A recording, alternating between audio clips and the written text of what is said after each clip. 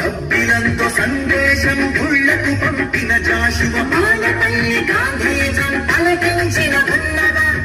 పుట్టిన కొండారెడ్డి కర్నూలు బురుజు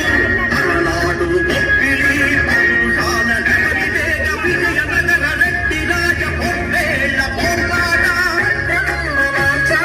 రాగమ్మ చెన్నమ్మల వీర ధీర చరిత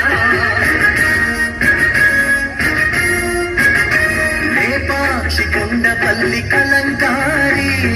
హస్తకళా కేంద్రమా గుంటూరు ధర్మవరం